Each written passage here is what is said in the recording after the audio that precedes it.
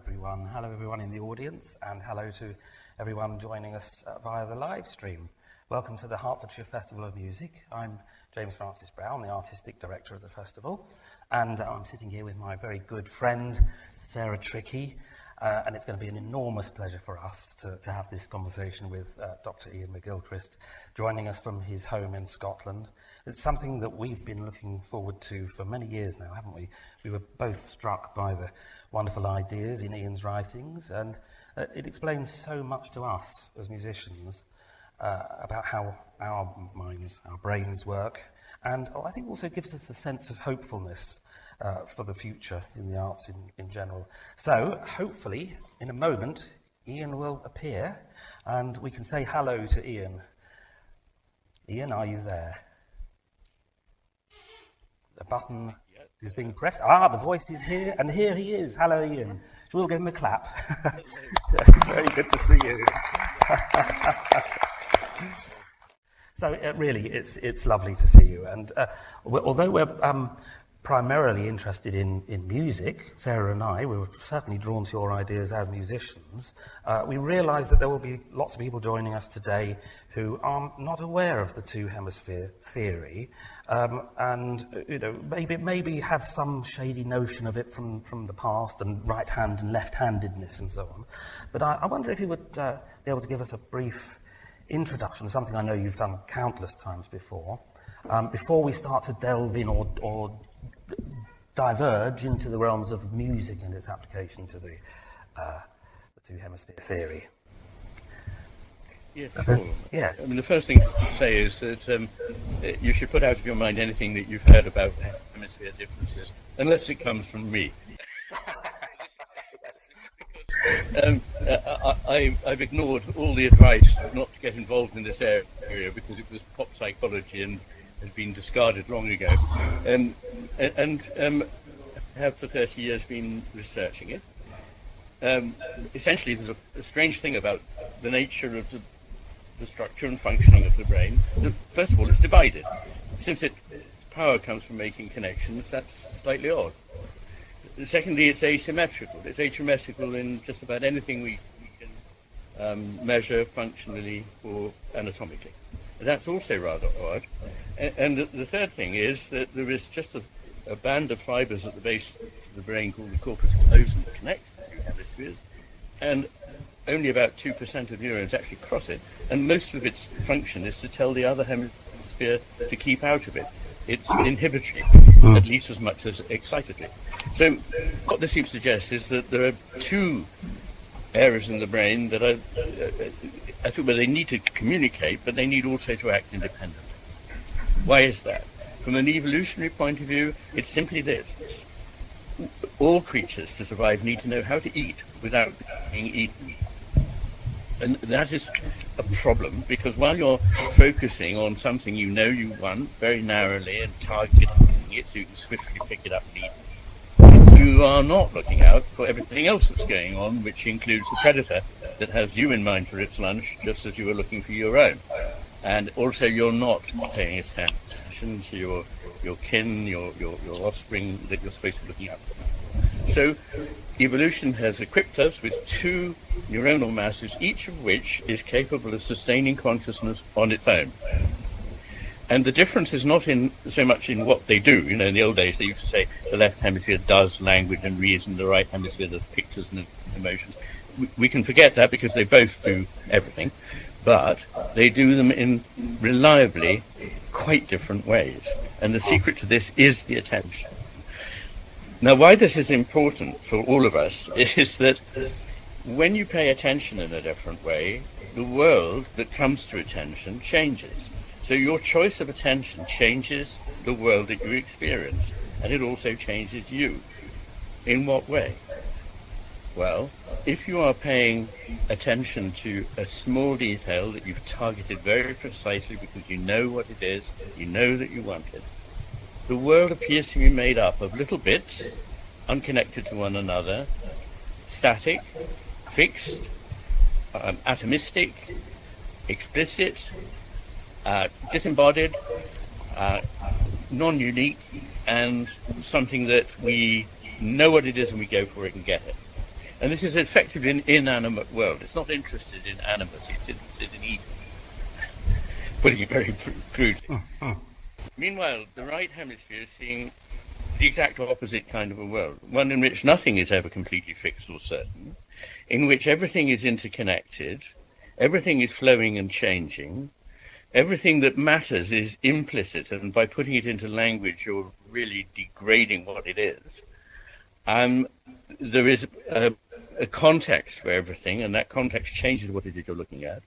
It's an embodied world, it's an implicit world, and it's an animate world. So you've got these two quite different pictures. One is the left hemisphere's picture is entirely consonant with the sort of view that we think science has told us the world is like, just random bits of stuff colliding without any point or meaning, on the one hand. And on the other, a living, animate universe of great beauty and complexity, which contains meaning. And it's part of the business of our life to engage with life in that way. And pretty much everything I know that gives life meaning needs to be implicit. Things like music, as we're going to talk about. But poetry too. Once you translate poetry into everyday language, it changes. Painting, architecture, narrative, ritual, all these things, sex, love, religion, all these things are better implicit than when we make an effort to make them explicit. Then some of the magic, some of the meaning, much of its meaning, in fact, is lost. Yes, that's beautifully clearly stated as ever. It sounds as though this is something that originated with an evolutionary purpose, in a sense, the idea of the predator keeping an eye out for things, otherwise I suppose it would exit the gene pool. So are the arts a byproduct of this? I mean, I suppose it could be said it's a wonderful emanation from this bilateral distribution of effort on the part of the brain over thousands and thousands of years. Is that where music perhaps comes? Does it come out of it as a happy byproduct, do we think? I think I'd reverse that, because my view is that the right hemisphere is the one that is actually seeing what there is. And I won't go into all that now, but in the first 400 pages of The Matter with Things, I look at all the ways in which we might pick up information about the world, and in every instance the right hemisphere is more veridical, more in touch, if you like, than the left.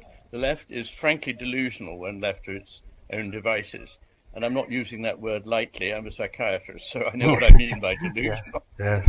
So instead of seeing the left hemisphere as the norm and the right hemisphere doing these interesting other things of which a byproduct might be music, I see the right hemisphere as the core, and the left hemisphere is a curious branching off from this, so important for survival that we get stuff, that it's been, given the task, half of the brain's been given the task of looking after grasping. The left hemisphere is the half of the brain that governs our right hand, with which most of us do the grasping.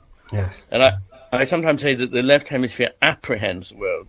That's from grasping onto in Latin, and the right hemisphere comprehends the world. It holds it together. Yes, and that's sense of an arch. I also, it sees the whole, and out of music originated language, not as I think Steven Pinker has said, that music is some sort of curiously useless exaptation of language.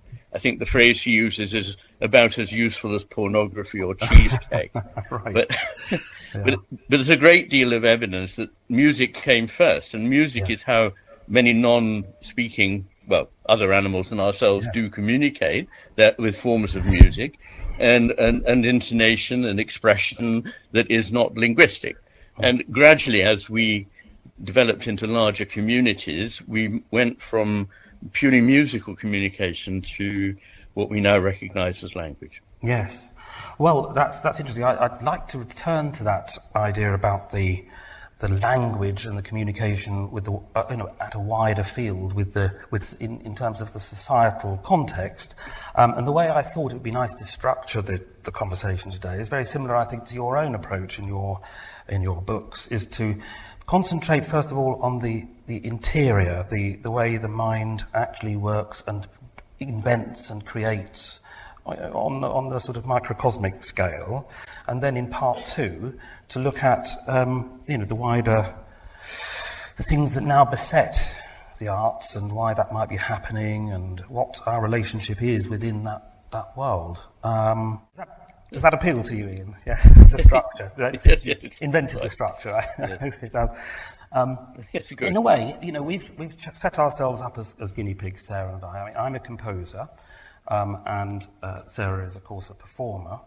And so we know we can talk at least about our understanding of it. So I hope the audience doesn't mind if I start off with the idea of the creation of music and why and what it feels like to compose. Just my own perspective. I'm sure there are many ways of doing it.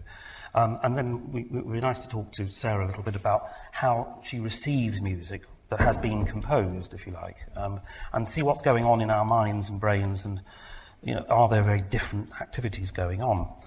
So I'd like to start actually by telling a little story about my own childhood and my first sense of thinking I'm a composer. And I'd take you back to 1975 when I was a little boy of 5, and my parents were about to go on holiday in the caravan to the Lake District and see mountains for the first time. It was a very suburban setting. And I remember climbing into the caravan and looking out of this tiny back window and thinking, when we go on holiday, I'll see something completely different out of this window. This room is going to be moved somewhere else, and I'll be looking through the same little bit of window, and something else will be there. I have no idea what it is. That very evening, the caravan was pitched on the shores of Bassenthwaite, and I looked out of that window and I saw this, what struck me as a dreamlike thing. It was these strange indigos and purples and mountains stretching off. I'd never seen a mountain other than in a book. And I couldn't believe that this same window was capable of suddenly revealing this extra thing. A couple of days later, my brother and I got these little badges that had pictures of the mountains and the wonderful names, Skiddaw, Helvellyn, Scarfield Pike. And I began to think that these mountains had characters. And what occurred to me is that they ought to have tunes in some way. There ought to be some piece of music for each of these mountains. So I really must have infuriated my parents by making up these little tunes as I was going up each mountain. And obviously I had no idea what was going on at the time, but I've done that sort of thing ever since. I don't know whether it's a sort of anthropomorphism, but what I can say, it wasn't the shape of the mountains per se that made me write, let's say. It wasn't because it was a craggy mountain that I thought I must write craggy music. It was as if there was some sort of internal quality, personality in this inanimate object that needed to be grappled with or represented or brought into a different sort of existence. Music for me has always been like that. The entity exists before I start to find the notes. I'm not saying that the notes are any good, but there's a sense of there already being in existence a spirit that needs to be distilled. So, Ian, I mean, sorry, I hope you didn't mind this rather rambling story, perhaps, but I wonder if that's quite common to a lot of composers, writers, and so on, that early experience. And what's going on, Ian, yes, in my mind? Well, I think there are a number of things that are of interest. The first is your feeling that there were differences in the feel of the mountains, because I think as a child one is much more aware of the differences and the uniqueness of things. And as one gets more aged, one automatically categorizes things and says, oh, it's a picturesque mountain, it's a lake in the Lake District, I've got it. And that's the left hemisphere always categorizing things and taking you away from their uniqueness. And Wordsworth wrote about this and how it happened. The famous phrase, shades of the prison house closed round the growing boy, as he realized that when he was very young, everything seemed alive. But as he got older, they seemed to be just representatives of things. And that is one of the differences between the right and the left hemisphere. The right sees the unique and the present, and the left hemisphere sees the category and the representation. But I think that what you're saying is something more interesting than that, which is that there is a shape or a feel about it, which expresses itself to you particularly in musical note or themes.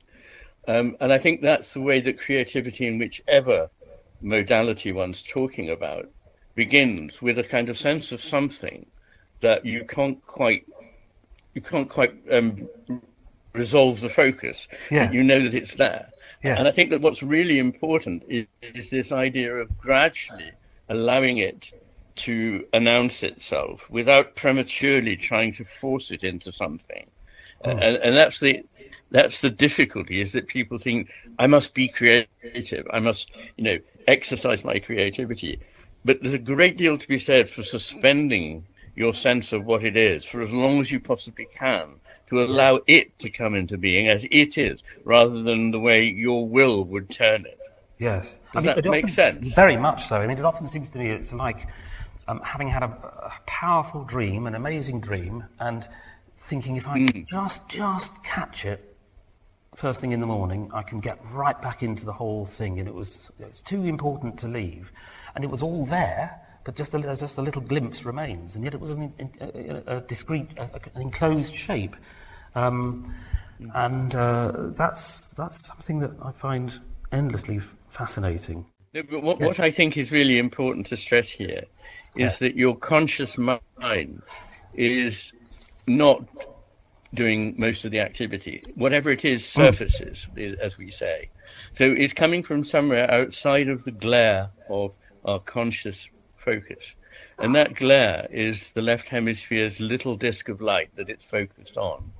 And 99.5 approximately of all that we are conscious of is in the unconscious realm. That may sound paradoxical, but your body is learning things, your unconscious mind is taking them in later, you can recover them, it gives you images and so forth. So you're not like a dead thing, you are a conscious being, but you're not just self-consciously focusing on that element. And the more you bring that analytical, explicit focus to bear, the more you will frighten away whatever it is that is coming into being. At some stage, once it's reasonably robust and you've got the feel of it, then there is a stage in which you can, become more conscious in what you do with it. But to begin with, it's fatal to do so. Yes. Well, I'd be interested to ask you a little later about the ideas of inhibition and writer's block and so on, whether that is a hemispheric balance. Sarah, were you wanting to? No, I was just thinking that there's a big difference between being a performer and studying the music, and obviously creating it in the first place. But I feel that there is a strong creative element also in working on it, learning, thinking about interpretation, and then of course performing it. But it's a different kind of creativity, because obviously we have the score, we have the text there already. We didn't create that. But what I'm interested in is that when I first come to a piece, I think there's a sense of taking it in as a whole. And I think often when I sight read a piece for the first time, it really has something. I think it has a kind of a flair and a freedom. Yes. And then I have to go through the process of working on it in more detail. And actually, sadly, I think we all probably lose some of that freedom and flair that we had on the very first encounter with it. And we take it apart and we look at the nuts and bolts more of it. We have to, because how else do we perfect what we're doing? How else do we become, really strongly bound up with the physicality of what we're doing? We have to go through that process. And then, hopefully, on the other side of that, we come to another place where we've kind of built in the nuts and bolts, and then we're free again. And I don't know if this is a bit oversimplistic, but I kind of see that as a journey from right to left to right again, potentially, or something of this kind. Bingo, 100%. I agree. And in fact, I often, in order to illustrate the way in which the hemispheres relate, I often use exactly that analogy, that when you first come to a piece of music, everything when it's a new experience is first taken in, if you like, by the right hemisphere. And only milliseconds go by before the left hemisphere is taking it over and sort of saying, oh, this is familiar, I can break it up, I see what's going on here, and so on. And you need to spend a lot of time in that process while you're learning it. But when you go onto the stage and perform, you must forget all that. Not that it was wasted time, it was very valuable time. But the problem, and maybe I'm rushing on a bit here, but the problem with a lot of what we do now is we kind of go so fast from that initial experience of the thing as a whole to taking it apart. And we don't get stuck there, and we don't go back to the whole. But the only reason for taking it apart is so that you can see a now enriched whole, and your performance will be better. So it's all aiming towards, it's going from right to left, but importantly and finally back to the right. But in our world, often things just go from right to left, and that's it. So it's rather like trying to understand what a motorbike is, instead of getting on it and riding it, taking it apart on the garage floor and then looking at it and going, well, I've no idea what this thing is. It's just a heap of bits. Doesn't make any sense. Yeah, and I think the wonderful thing about being a performer and working with these pieces, especially the pieces in the canon in a way, the sort of the Bach, the Beethoven, Schubert, we're encountering them from such a young age. You know, for example, the Chaconne that I'm going to play later, I probably started working on when I was 14. You know, just to think about the amount of, I mean, not consistently for all those years, of course, but coming back to it time and time again and bringing different things to bear each time. And I can't pretend that I don't have to involve the left hemisphere every single time, because I do. I mean, there's always bits that are not working technically and that I want to make better or I want to perfect in some way. But always taking it to a different level and exploring it in a different way, so that it's always a living, I think of music as a living organism. I mean, of course, it's not exactly, but somehow it feels like it must be that, to feel alive and to feel like it's developing and to be exciting, to invest that amount of time and energy on, has to be that. Otherwise it's sterile, you know, to me. I'm delighted to hear it. I mean, I second all of that, and in fact, I do say that works of art are living organisms. They're certainly not machines or constructions. Yeah. They are much more like a living being, a living entity than anything we can create. And the kind of attention you give, the kind of attention like you give to someone that you love, it's not like you know their face and then you have it down or something. You can constantly find something new in their face. And it's the same with the music. There's constantly something I haven't noticed. An interesting nuance, a key change, just a subtle implication. There's so much. It's always changing. Just as human beings have 2 eyes, a nose and a mouth, and how many of us, millions of us are there that seem to be very, very similar. There's a whole world of difference behind each one of those apparently similar things that is alive, isn't there? Yeah, and it changes over time. I mean, absolutely. That person is your perception of them is changing, and they're changing as well. Yes. So there's this wonderful kind of, interaction. Yes. This is this thing about flow. Yes. Sorry, Ian. Yes. No, I just wanted. Gosh, it's so rich. I mean, I don't know where you better be the strict conductor of this conversation, but I mean, one of the things is that. You're absolutely right. So there is, of course, never the perfect performance of any work.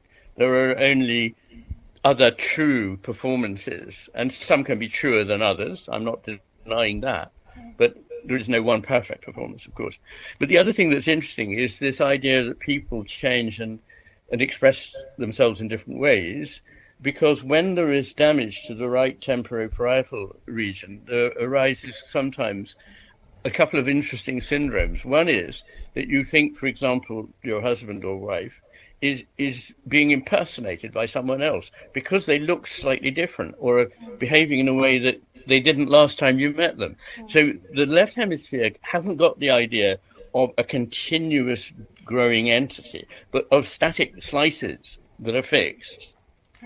And there's another syndrome that's the inverse of that. That was the Capgras syndrome. There's one called Frege syndrome, which looks like the opposite, but isn't. It's just the same phenomenon, really, which is that you see your partner everywhere. So you go into the town and you see him or her in the shop, and you think, what's he doing here? Should be at work. In fact, one of my patients thought her husband was two-timing her because every time she went shopping, she kept seeing him all over the place. And once again, it's a failure of seeing a continuous, single, unique entity, and instead having slices. Yes. Something that's occurred to me. Imagine there was a photograph put into our hands of Abraham Lincoln, whatever, 1860 or something. And a week later, we were given another photograph of him with his hand in a slightly different position. And then another one with his hand in another slightly different position. A week later, these photographs would give us information about Abraham Lincoln. But then if we were suddenly told that actually film had been invented in the 1860s, and these were actually the stills of some footage of Abraham Lincoln, and they showed us all of a sudden the film of him moving, what we would learn about his personality in that sudden sense of flow, just the angle that the arm takes, the whatever personality, the depth would be so much more than the sum of those separate photographs. And I feel music is very much like this. The notes of a piece of music are those stills, or the chords, the vertical slices. Yeah. And then this thing that's more than the sum of its parts happens when it's in flow. That's the right hemisphere, isn't it, Ian? I think. Is it? It is, and it's an amazingly important perception. Because when we reflect on things analytically and self-consciously, our left hemisphere comes to play and thinks that a movement is a sequence of steps. And it thinks that time is a sequence of moments. Now. But there is nothing like that. That comes from it diagramming time and turning it into these little bits that are... But you don't get a flow from putting together a lot of static steps. You can put together an infinite number, but you will never have the movement, the flow of a living thing. So that is very important. But what is to me particularly fascinating is that the philosopher Henri Bergson thought that the way to understand time was that it was like music. And so it was a sequence that is only artificially broken up into pieces and has to be understood as an ever-moving, living whole. I think Nietzsche said, a piece of music is not finished until it comes to its end, but its end is not its point. It's not like it was all the time trying to get to that end but failing. The end is just part of the whole. You need to understand it like that, not as a sequence. And I think that's a great insight into the nature of things, because once you start thinking the world is made up of a lot of static elements, it becomes dead. When you start seeing that it is flowing and moving, you see something completely different. Yeah, and presumably that's what creates a sense of meaning, either within the piece of music or in life as a whole. I mean, I can give an example with Chaconne. For a good example is the very first downbeat of the first full bar is an extraordinary chord, full of, I mean, even out of context, it's an extraordinary chord because it has the augmented fourth, which is the devil's interval. You know, it's a very striking, strident, it's full of pain, even on its own. But that doesn't really have a particular resonance in isolation, of course, because, you know, we can hear this chord and just think, oh, that's somehow very, it has a physical impact. But it only has meaning when it's put into the relation, you know, with the rest of the phrase. And then suddenly we understand, you know, it really pulls us up short. Whereas just, you know, already just as a one vertical chord, yes, it has an impact, a sort of physical impact, but it has to be seen in context to really, really, really, you know, make a narrative out of that, I think. Entirely, and in the matter of things, I give an example from Bach's Fifth French Suite, the Louvre, and the very last few bars, there is a chord which is A, B, C, D. I mean, that's literally what it is. I mean, anybody who's listening, go to your piano and play A, B, C, D together. It doesn't sound like anything that means anything. It sounds like a terrible discord. But at that particular moment, it is completely makes sense and is resolved in the whole. And of course, the great thing about music is that it only can be seen as relational. I mean, first of all, the relationship between the composer and the listener, and the performer and the listener. But more than that, that music is just made up of notes, and a note is what is it? It's just a meaningless sound. But if you put them together in sequence, you get a melody. If you have them at the same time, you can make a harmony. And if you give the movement overall some kind of a rhythm, then that brings another aspect to light that you will never see when you take it apart. Yeah. So it only exists in all the what I call betweennesses, and that's why the flow is so important. The motion that's in it is absolutely critical to understanding it.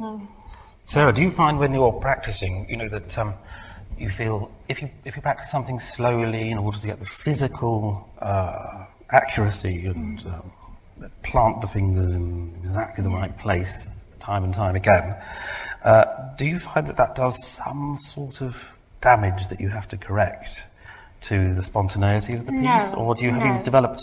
It's a meditation. I mean, every moment that I spend with a chord is joyful in some way. It might be frustrating at times because I can't find exactly, the balance of it or the intonation. There's a problem, but the joy of solving that problem is a really beautiful thing in itself.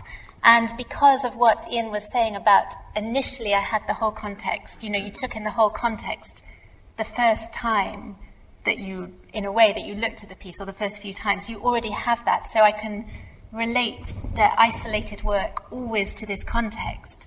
And I mean, the truth is that playing the violin or any instrument is a craft and an art. I think a lot about that because it is both. I've sometimes wondered, which is it, is it one more than the other? It's both, because I think it must be both, because the craftsmanship is to do with this sort of pinpointing of accuracy and perfectionism and searching for the detail. But overall, it's an art, because it's otherwise meaningless. I think I expected you to answer that way, that you always relate the slow practice or the detailed inspection of the parts to the whole. I think quite often we hear musicians, no disrespect to them, but who one feels that they have atomized things to study what they are and then put it back. And you can tell the difference between those sorts of musicians who keep that sense of relation to the dreamlike.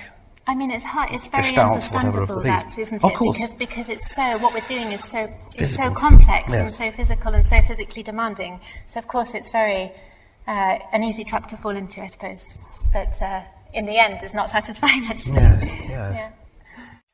I just wanted to ask about with regard to the two hemispheres, Iain, and you touched upon inhibition. I know this isn't a technical term for the correspondence between the two hemispheres, and I think it has something to do with the corpus callosum and a management system of that. But I've just been wondering recently whether there is any link between that and inhibition on a wider sense, creatively speaking, that there's sometimes these things happen where the brain becomes locked between this inability to access the scope of the right hemisphere and perhaps a dogmatic or looking over your shoulder of the left hemisphere. Could you say anything about that? Is that an interesting thing to explore? Yes, gosh, a very, very, very rich topic. Inhibition is not as negative as it sounds. In fact, it may be very important to creation. If you think about Michelangelo creating his statue of David, he didn't put it together. He simply discarded stone for several years, and there it was. So inhibition is getting things out of the way so that you can actually see something clearly, which is why it's important not to force the creation as though there's something positive you're going to put together. In fact, you need to stand back and keep it out of the way while it starts to form itself. And in terms of the brain, you can see that when there's an excitation in one hemisphere, it's followed almost immediately by an inhibition in the, if you like, mirror image area in the other hemisphere, the homologous contralateral region. So this balance between the hemispheres is very important. But I think that what can happen is that when you are over self-conscious, you lock in a kind of critical and inhibitory way of thinking, which can stop you from writing altogether. I mean, I know this from writing words, but I imagine something similar could happen in writing music. What happens is that the left hemisphere is always trying to close things down to a certainty, and the right hemisphere opening them up to a possibility. Now, in creativity, you want that free openness, but if you too quickly are being critical of yourself and negating, then you get in the way of that process. And when we've all had the experience of the tip of the tongue phenomenon, where you simply can't remember a name or a word. And the more you think about it, the less you find it. And it's only after you've genuinely forgotten about it that, like 30 seconds later, it pops into your mind. And that's because when you are trying too hard, you're recruiting the left hemisphere, which has very centripetal structure, if you like, so that the more you put energy in, the more you stress your effort, the more tightly you go into like a spasm. The brain can't move out from that. Where I'm talking in non-scientific terms here, trying to give you an image of it, but it is actually true that the structure of the networks in the right and left hemisphere are much more they're much more centered on one another. They do tighten into or move into closer nodes, or whatever you like, than in the right hemisphere. So what you need to do is to be able to inhibit your inhibitions to some extent. And interestingly, the right hemisphere, which is much more emotionally savvy than the left hemisphere, the left hemisphere deals with mainly social emotions, and it is quick to anger, becomes very self-righteous. One of its emotional things is disgust. So you see all this all over the internet with people who are absolutely sure they're right, and that means they're living in their left hemispheres and almost certainly completely wrong. But the right hemisphere has a much deeper, a much more empathic, a much more compassionate way of looking at the world. But interestingly, it is also the hemisphere which inhibits excessive emotion or inappropriate emotion. So people sometimes have the idea the right hemisphere is this kind of, yeah, man, let it all hang out hemisphere. But it isn't. It has its own discipline, actually. In some ways, it's the left hemisphere that's peremptory and jumps to conclusions and gets angry. It's the right hemisphere that is really holding the importantly sound picture, in both senses of that word. Yes, fascinating. I mean, there is a feeling in which these ideas that you're talking about constitute a kind of one of the best self-help prospects, because it seems to me there's a lot of healing in potential in being, perhaps, I hate to use this slightly cloying term, but being sort of kinder to our minds and to ourselves, and a little tolerant of the way our own minds work. And with this new perspective, I think it's a very, very helpful thing to consider. And I'm also mindful, sitting next to Sara, of the fact, talking about inhibition and those sorts of, what state of mind we're in. We're about to ask, in just a quarter of 10 minutes time or so, Sara to perform, having been sitting here in this environment, in a sort of very verbal situation. And now you've got to convert your own space around you and your own thoughts to bring a piece of music. I hesitate to use the word abstract in your presence, Iain, because I know that means something quite different, but something non-verbal. How are you feel? Can I ask you, as the guinea pig question, how do you feel about that transition between talking and playing? Yeah, I think it's quite difficult, actually, if I'm honest. I think it does take a big mental and kind of emotional shift to go from one to the other. I hope I can do it. I'm looking forward to trying. Yes. Because I know you want to stay and be a part of the first question and answer session. Much. But what we'll do, I think I will sense the temperature drop, and then I'll suggest that Sara quietly goes and warms up for a little bit, and then we'll ask Sara back into the room to play the first couple of pieces. So if you're happy, Iain, shall we ask the audience and maybe some people online for their responses so far in what we've been talking about. Would that be an interesting thing to do now, Ian? So, shall we start off perhaps while we wait for the online community to work out how to send a message on chat and so on and get that back to me. Does anybody have a question on any of the points we've been talking about? Somebody over there, Jill. I think what should happen is the microphone will pick this up and we should all hear it. Hello. Thank you very much for your comments about language and music. And it makes entire sense that music predated language for all sorts of different reasons. I was just particularly always interested in the sort of emotional seat of music in the brain and the powerful effect that certain harmonic constructs have across different people quite reliably.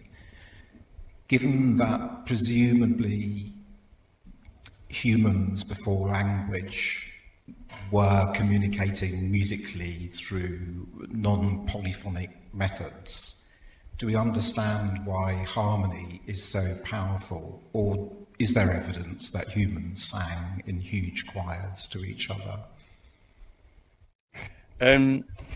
A lot of things really there, but one is that, yes, it seems that pretty much everywhere that we know of and at all times humans have sung together, and birds can sing, of course, but what they can't do is concert their voices in the meaningful way that human beings can.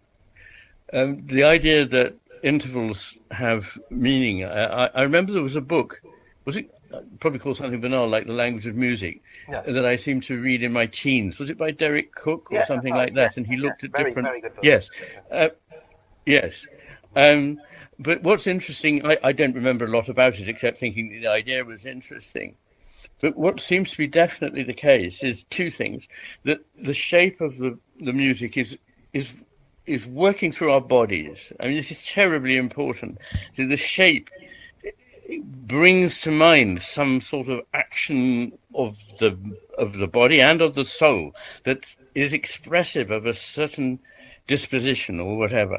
And so I was thinking that when Sarah goes off and has to play, one marvelous thing is that she's gone from a verbal and rather abstract realm. You use the word abstract about music, but in some ways music is the least abstract of all the arts. It's the most totally embodied. It's just that it doesn't have anything to say in language, which is a great plus in my view, as somebody who can only work in language.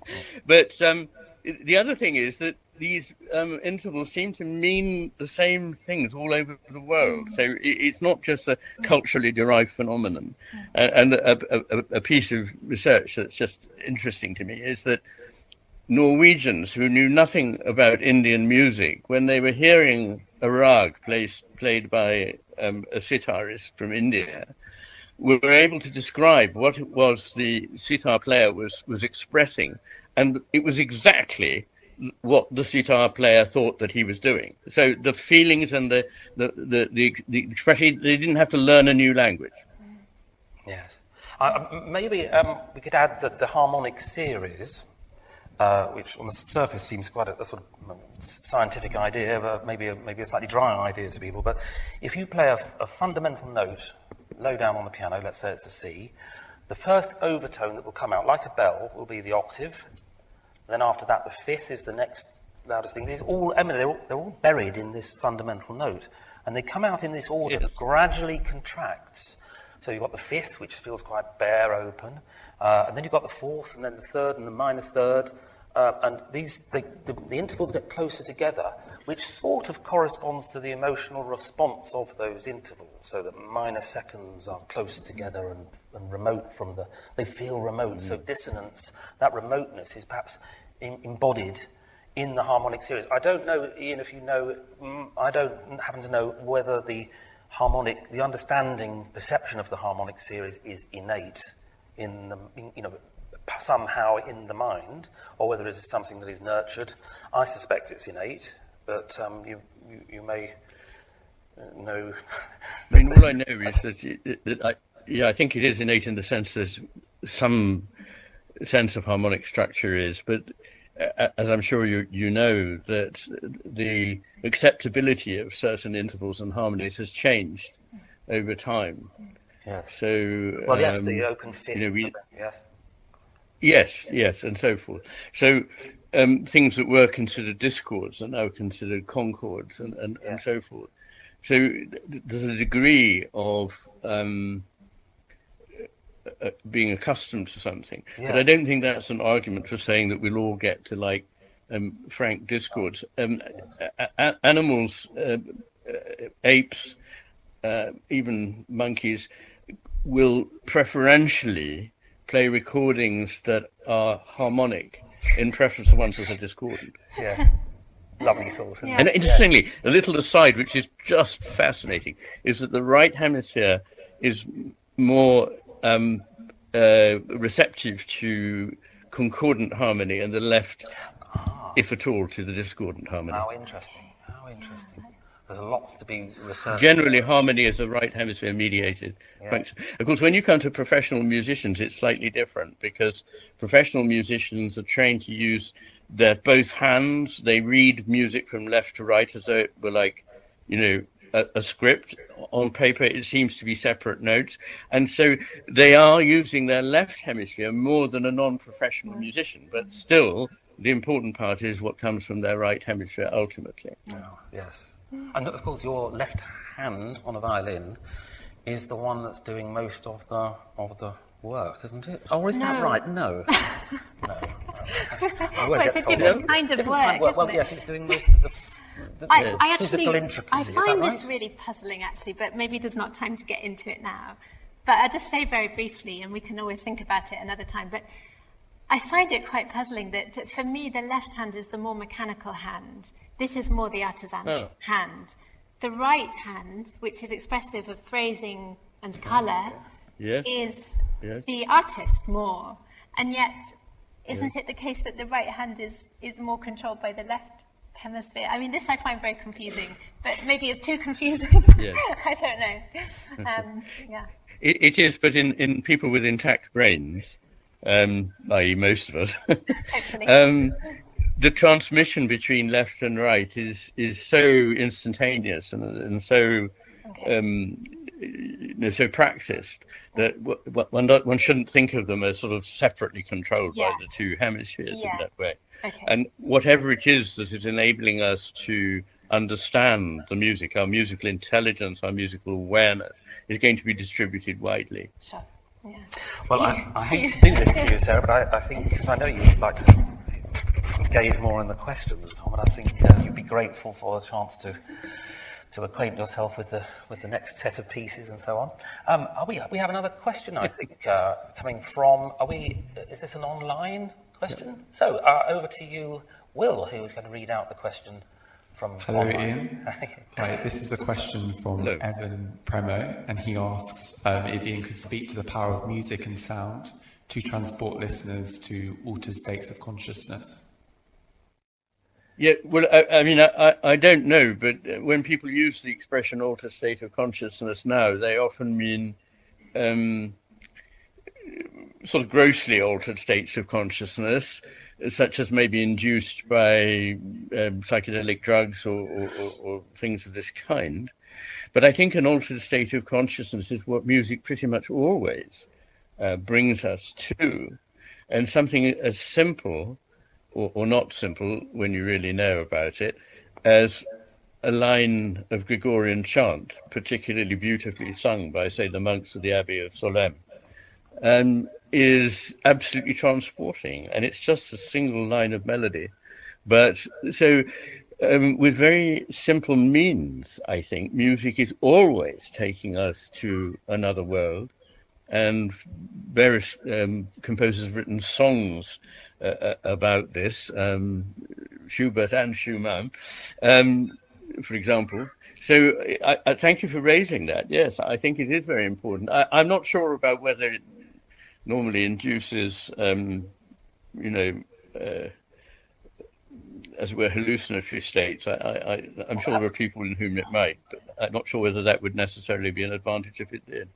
Ian, how distributed is music? How distributed amongst neurologically is music, the parts that make up how we perceive music? Because might that have a bearing on the state of consciousness, because it's so widely distributed? That's my impression, that it is somehow. Rhythm coming from certain areas, harmonic sense and form as another layer, all coming into action. Could that in itself be why we have this sense of an overarching, a wiser mind when we've heard music? Yes. But something similar could be said about religious transport in those who have mystical or semi-mystical experiences. But we know that there too, the right hemisphere is really more important than the left.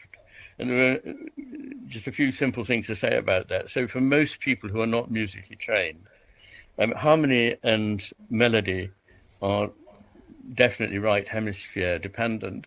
Rhythm is left hemisphere dependent if it's very simple, but once it becomes complex with syncopations and this kind of thing, it becomes really more appreciable by the right hemisphere, which sees more complex patterns better than the left. And the right hemisphere is more emotionally attuned, as I say. So when, I think it was Mendelssohn said, didn't he, that, what was it he said, that the reason he couldn't put music into language was not because the impressions that it made were too vague, but because they were too precise. Yes. So in a sense, and he really opens one's mind to the fact that a certain piece of music can produce, and I think Susan Langer said this as well, can produce a feeling in us that maybe no other piece of music produces, and maybe even an emotion that we haven't hitherto experienced. So there's this extraordinary thing. I mean, when we in language we talk about sadness or joy or excitement, these very simple concepts, but actually language fails us the more we begin to compare the different kinds of beautiful sorrow that can be throughout, not just different composers, but in Bach, between one piece and another. Yes. The feeling of depth, it seems to me akin sometimes. So there may be an emotional depth that isn't can't be expressed as happy or sad, but it nevertheless has a very intense sensation and an apparent meaning. It reminds me a bit of the stereo effect with the right and left eye, that both, there's this, parallax, and then somehow these two images form, and they create this sense in our minds of volume and space in front of us. Yes. Which doesn't seem possible just because of the offset of the two. Music often feels as if it's that kind of enlarged area as well, doesn't it? Yes, that's right, and it is true that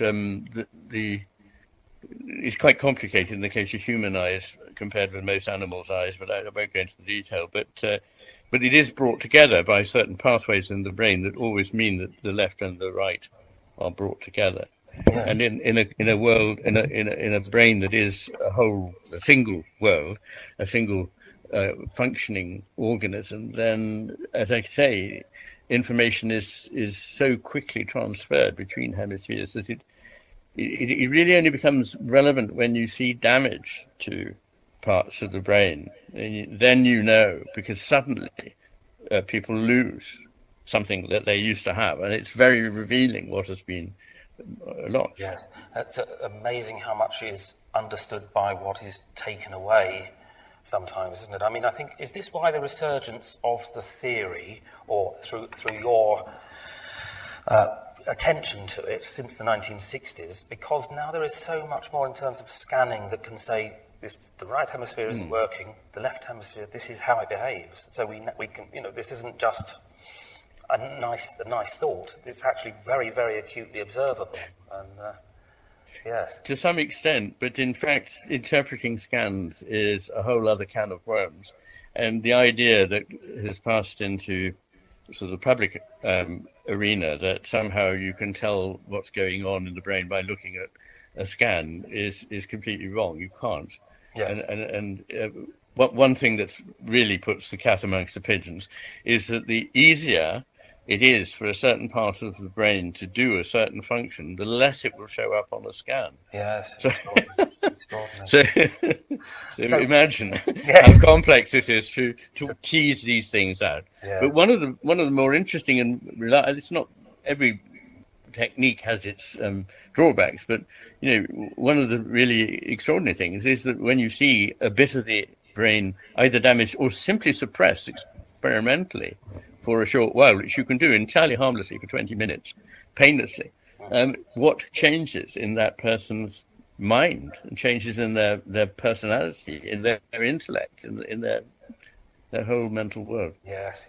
Well, I think we might just squeeze in one more question if we could ask Sara back in if she's ready, and we have a short question just as Sara comes back in. That'd be great. Thank you. Yeah, with regards to professional and non-professional musicians, there's some great jazz musicians, and in later days, the great American guitarist Jimi Hendrix, who never read a note, wrote a note, but was playing with great inspiration and spirit. Could that not be seen as actually superseding professionalism? And in which case, what's happening there between the two brains? I wouldn't like to hazard a guess, but he certainly was a genius. He was inspired in his own way, and nothing has ever been quite like Hendrix since. So I wouldn't like to say, but I take your point that he had a musically untrained brain. And what I particularly like is the thought of him writing his music, well, not literally writing it, but composing it in the house where Handel lived. This seems to be one of life's little ironies. Yeah, very good point. And also actually composing whilst he was on stage performing a lot of the time as well. Improvising, in a sense. I didn't know that. That's interesting. Another. Thank you. Extraordinary. Thank you. All right, well, thanks for that first round of questions. We'll have another Q&A session when we have talked about the bigger picture, the external picture, as it were, and I look forward to hearing those questions. But now, Sara is back here, and we thought we might start with some contemporary pieces to mirror to counterbalance, I suppose, the Bach at the end. So Sarah's going to play a piece by two composers, one who's sitting in the audience now, a great friend of mine, David Matthews, who's also been regularly featured at the festival, and a piece of my own. Sara, I think it would be very nice to hear David's piece first, the Prelude number 12, Luminoso. It's a character sketch of you, isn't it? Which I think is rather nice, because we were talking about the... we were going to we touched on theory of mind, and I think this idea of what is it that makes Sara Sara, and can that be put into music in some way?